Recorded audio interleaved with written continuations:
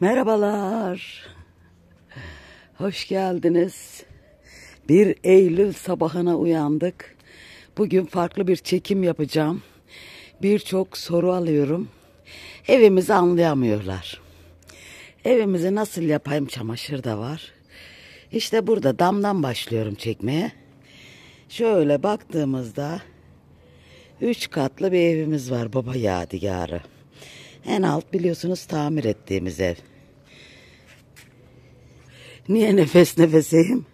Aşağıdan çıktım, indim, telefonu aldım, geri çıktım. İşte buradan başlıyoruz. Şöyle burası Adana'da. Arka sokaklarda bir mahallede bir ev.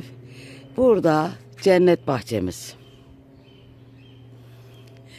Görüyorsunuz. Artık Eylül'ü duydu bizim sarmaşık. Bomba gibi geldi. Demek ki birazcık sonbaharda açıyormuş. Bunlar da anlıyor sonbaharın geldiğini. İşte bamyalarımızı görüyorsunuz. Yeni yaprak çıktı diye sevinirken tekrardan o yapraklar kurumaya başladı. Bu arada bamya vermiyor mu? Her an veriyor, bakın. Şuradaki minnak bamyalara bakın. Bamyasını veriyor ama yapraklarını döktü. O yanıp kuruyunca ama biberlerimiz tekrardan çok çiçek açmaya başladı. Bakın. İşte burası benim sahilim, yaylam. Bu arada güneş bulutların arasından doğmak üzere. Adana'dan kucak dolusu selamlar, sevgiler gönderiyorum. Şimdi anlaşılmış mıdır? Burası 3. kat damımız. Benim cennet bahçem burası. Sabah kalktım, belki 1 saattir bunlara baktım. Ateşler içinde uyandım yine tabii ki. Konuşmak bile istemiyorum artık. Çiçeklerime baktım, dedim bunlar beni iyileştirir dedim. Ay, bunu da çok seviyorum, bu rengi. Gördün mü Nuran, kaç tane açmış, kaç tane? 1, 2, 3, 4 burada, 5 burada, pardon. Orada da 2 tane var. Artık bir sürü açacak. İşte bakın, yapraklarıma döküldü ama her taraf bamya. Bak, bir de sinek uçuyor bunlardan, gördünüz mü? Sonbaharda olurmuş böyle. İşte bizim yazlık Marmaris, Bodrum, Santorini.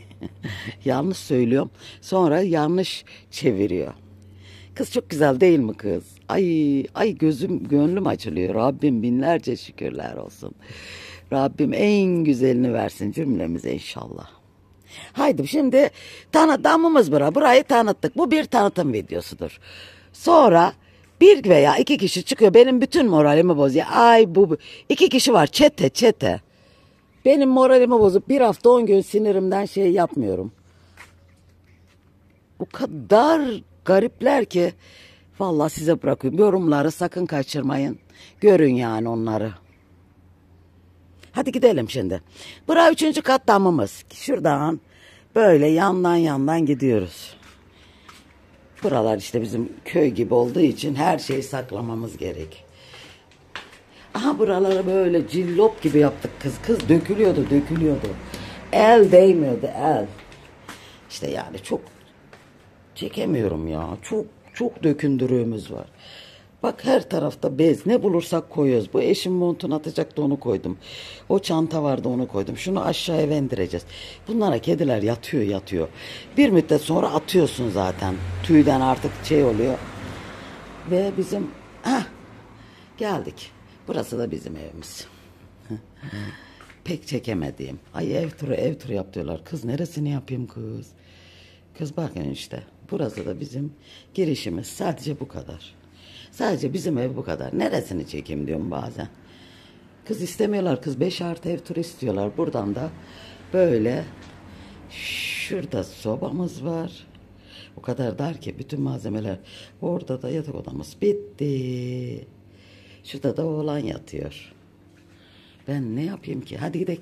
Bak, Bak 2-3 seneye bir boyattık. Ne yemedik içmedik. Yaz geliyor 70-80 derecede. Bu kapılar, pencereler çatır çatır çatır sökülüyor boyası. Ne diyebilirim ki? Ha bak buralarda boyayacağız. Boya aldım. Ha iniyoruz şimdi. Damı gördük. Bizim evi gördük burayı. Şimdi buradan Nurangil'in evine geliyoruz. Şöyle düşmeyeyim de. Geldik mi? Burası Nurangil'in evi mi? Burası da tamir ettiğimiz ev. Burası da Nurangil'in evi. Hala kapı boyayacak Nuran. Burası daha çok yaşadığımız, yemeğimizi yaptığımız evimiz. Gördünüz mü? Yine bulaşık dolmuş. İşte burası yemek yaptığımız ev. Çünkü yabancılar çok soruyor. Ora nere, ora nere. Burası yemek yaptığımız annemle Nuran'ın oturduğu ev. Buradan böyle burası koridorumuz. Burası salonumuz. Nuran'ın odası da o kapının arkasında. Sabah erken olduğu için her taraf karanlık. Şimdi çıkıyoruz ve iniyoruz. Şimdi bunu yabancı izleyicilerimiz genellikle veya yeni abone olanlar pek bilemiyor. Çok soru soruyor bana. Tabii ki açıklayamıyorum. Çok zor oluyor. Onun için bu videoyu çekmek zorunda kaldım. Bu videoyu tam şöyle açıklama şeklinde. Çünkü gerçekten herkes bilemez. İşte burada bizim girişimiz. Bu 60 yıllık tamir ettiğimiz evimizin videosu. Evimiz. Burayı Nuran gördünüz. Cennet bahçesi yaptı. Kendi cennet bahçesi. Bura Nuran'ın cennet bahçesi. Buranın ilk halini tabii ki kimse görmek istemezdi. Bu arada biliyorsunuz daha geçenlerde boyadım. Kediler inip çıktığı için mama yemeye geliyorlar ya buraya. İşte burası benim Minna. Bak bak kediler neler yapmış. İşte burası da benim bodrumum. Çok seviyorum. Çok seviyorum burayı. Burada yani seviyorum ya. Çünkü el emeği ya. Bunların her birini ellerimizle doldurduk. Kireçleri avuç avuç doldurduk buralara. Kireç sıvası yaptık burayı da. Biliyor musunuz? Hala Nurhan bunların üstüne bir kireç daha geçmemiz gerekiyor biliyor musun? Burada da tabii bizim malzemeler bitmez. Malzeme dolu. Vallahi ne ararsan var. Gördüğüm şeyleri de bazen alıyorum. Parkeleri veya şeyleri işte. Haydi. Aloe vera istediğiniz çoklukta o kadar çok ki kökü binlerce aloe vera ekebiliriz. Burada da hanım elimiz. Hadi aç da görelim ama bu baharda açıyormuş. Nurhan Hanımcığım öyle dedi. Evet, şimdi gidiyoruz.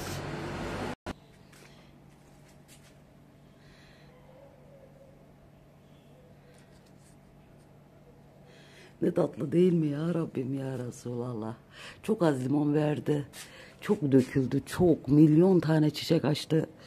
Acayip döküldü. Geçen sene çok limon vardı. Yok evvelki sene mi çoktu acaba? Buyurun. İşte şuradan şöyle bakalım. En üst damdan başladık. Onun altında bizim ev. Şurada Nurangil'in evi. Ve giriş kendi yaptığımız harap haldeki baba yadigarı evimiz. Bismillahirrahmanirrahim. Böyle girişimiz. İlk zamanlar biliyorsunuz bu sadece buraya girip kaçıyorduk. O kadar da evimiz. Ay şu da markası gözükmesin. Mama aldım. İyi mama alayım dedim pahalı. Aynı kediler yemiyor bayat mı veriyor bunlar ne yapıyor ya. Neyse girelim buradan. Burası home. Hoş geldiniz. How are you? What is your name? My name is Fatma Kutlu. İşte. Good morning, good afternoon. Esselamu aleyküm. Hoş geldiniz tüm takipçilerim. Burası benim cennet bahçesi evimin, damımın evi. Böyle her şeyimiz orijinal. El emeği, göz nuru. Tabii ki bunları yeni görenlere anlatıyorum. Benim can takipçilerim zaten biliyor. El dokuması örtüler 100 yıllık olabilir. Bunlar elde dokunmuş. Babaannem ya da anneannem dokumuş. Çünkü annem anlatırdı. Yine el işlemesi. Bunlar da yıllar sonra yine el işlemesi. Bu da ablamın el işlemesi. Böyle bir salonumuz var. Şurada da son odamız yaptık. Son odamızı boyadık. Ana Nuran kulübemizi buraya koymuş. Yavaştan bu üstündeydi, bunu yıka diyor da bana. Yıkayacağım. Kulübemizi buraya koymuş ki mis gibi oldu işte evimiz. Konuşamıyorum burada bir tanelerim. En son tamiratını yaptığımız burası. Gördünüz, o pencereden eser yok. Bak ben yaptım. Hiç olmazsa delik kalmadı. Ay burayı örteyim, sesim çok yankı yapıyor. Işık sorunumuz olsa da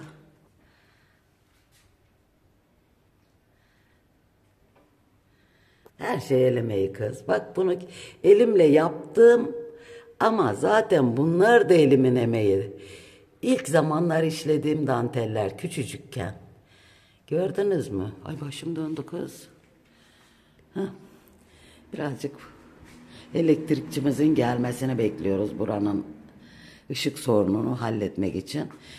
Işığımız var. Yakıyorum, o zaman da dönme yapıyor burada. Hadi aç yan bakayım. Heh, bakın dönme yapıyor. Yoksa çok güzel ışık olacak. Nedense floresan lambayı sevmiyor. Yine de biz bunu örtelim, hoş durmuyor. Buradan hemencik mutfağımızı tanıtalım. En harap halde yerimiz mutfaktı. Bu dolabı söktürüp attıracaktım ben. O dereceydi yani. Bilemezdim bu kadar temizleneceğini. Mutfağımız, tencerelerimiz.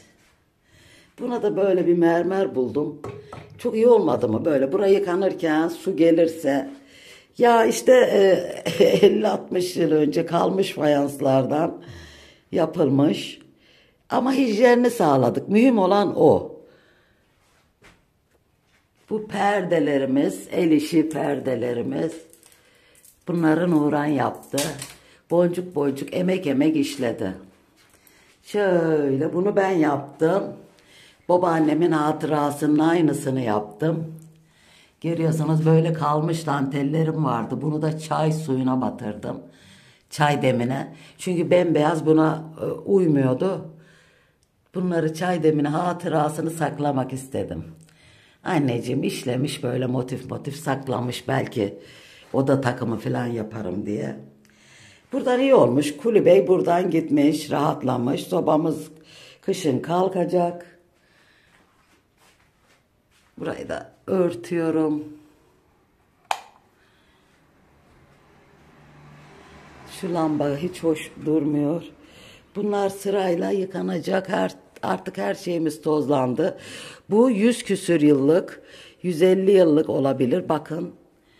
Bu arkadaşımın anneannesinin anneannesi. Çeyiz işlemiş. Gördünüz mü? Kanefçe bile yok. Eliyle kanefçe modeli vererek. O zamanlar.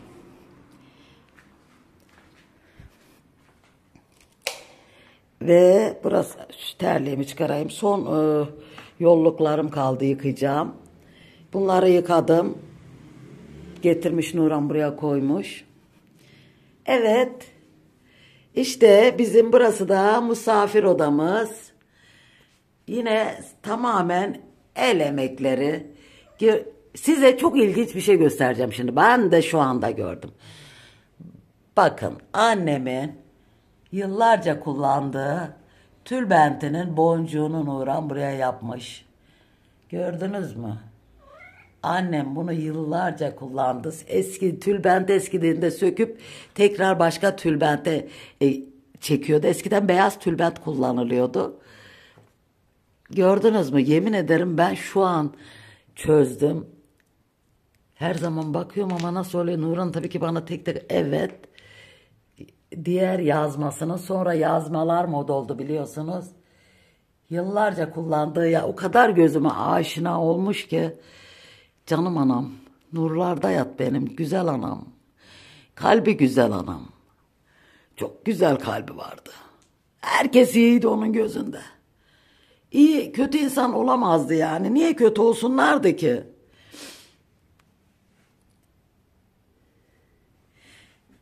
Evet, bu da divanlarımızın kendinden oluşan sehpa bölümü. Bu divanlarımız çok uzun olduğu için dur kızım aşkım.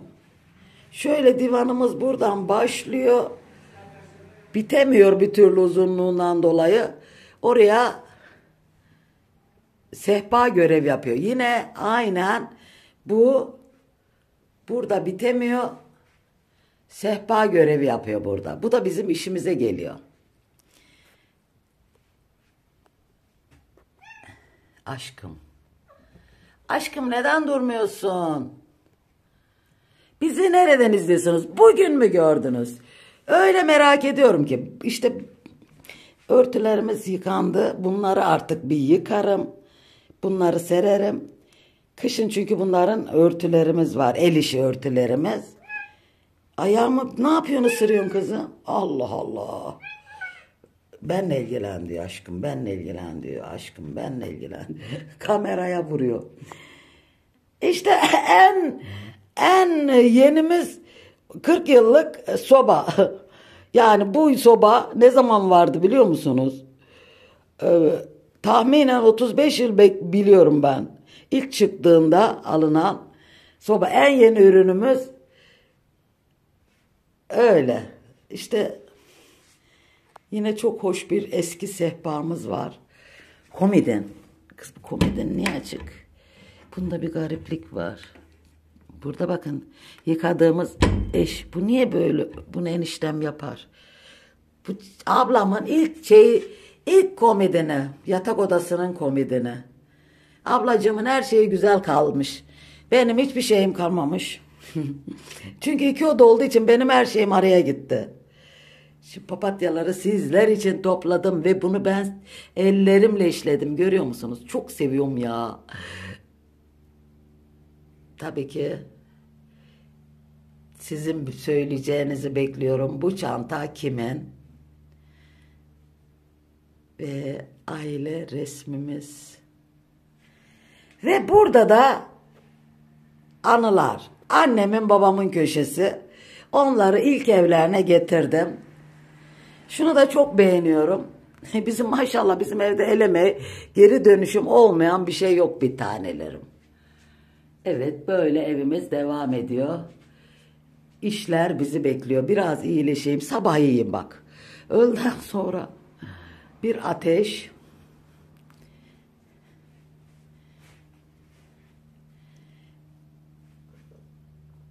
En sevdiğim köşelerden biri. Işığımız geliyor. Çok uzun olmasın diliyorum. Çünkü bu bir tanıtım videosudur.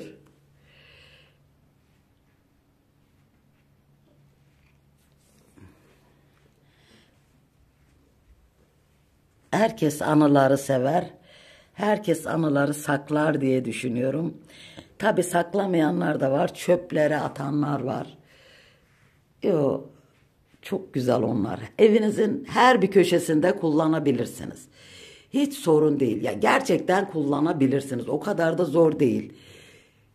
O kadar o anılar güzel geliyor ki onun işlendiğini hatırlıyorsun. İşlendiğini bilmiyorsan kimin yaptığını hatırlıyorsun. Onun ellerine sağlık diyorsun. İşte bak benim el emeğim bu da. Valla benim can takipçilerim demişti bunları böyle öpücük şeklinde koy diye. Kim dediydi bana hatırlatsın. En zor modelleri işlerdim kız. Kızım elimi yalıyor kız.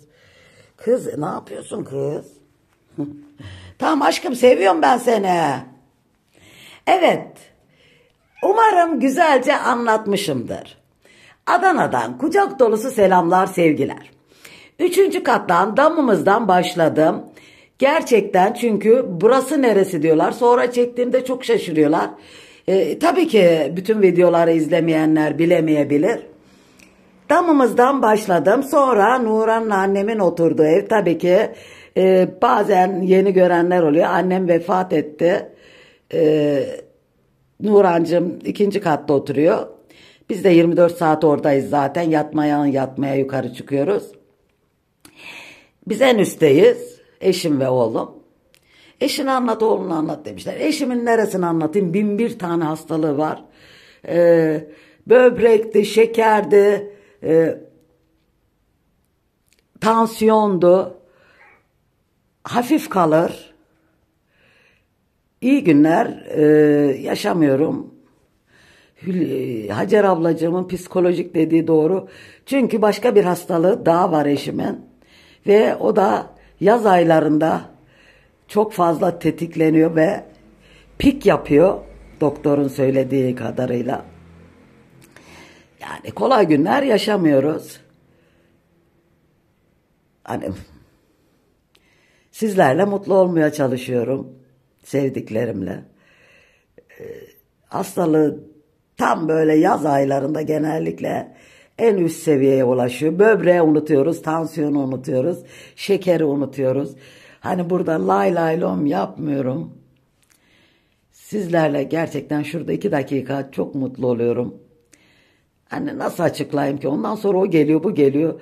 Altına saçma salak yorumlar yazıyorlar. Siz kimsiniz ya? Ben ne zaman kendime acındırmışım, ne zaman bir sadece izleyin, destek verin diyorum. Başka bir şey dediğimi duyan var mı? Neyse işte bu hastalık bu mevsimde daha da pik yapıyor. Aynı benim hastalığımın pik yaptığı gibi romatizma da bu dönemde pik yapıyor. Şöyle diyeyim, hani anlat diyorlar ya kocanı şunu bunu. Nasıl anlatayım ki? Sadece hastalık anlatabilirim. Şu anda yine onunla cebelleş oluyoruz. Hastalığı en üst seviyeye çıktı. Çünkü bu hastalık böbreği olmadığı için tansiyonu çok yükseldiği bir dönemde beyinde elektriklerin yanmasıyla olan bir şekilde başlamıştı. Doktor öyle bize anlattı. Hani her şey söylenmiyor buradan. Şeyle başlayan, şeyle hangi şehir var kız? Dilime de gelmiyor. Hastalığı söylemek istemiyorum. Psikolojik psikiyatrik bir hastalık. Şiir ile başlayan bir hastalık ve biz bu dönemde çok acı çekiyoruz. Onun çok dünyanın en iyi insan ama dünyanın en kötü insanı gibi davranabiliyor. Hoşça kalın, sizleri seviyorum.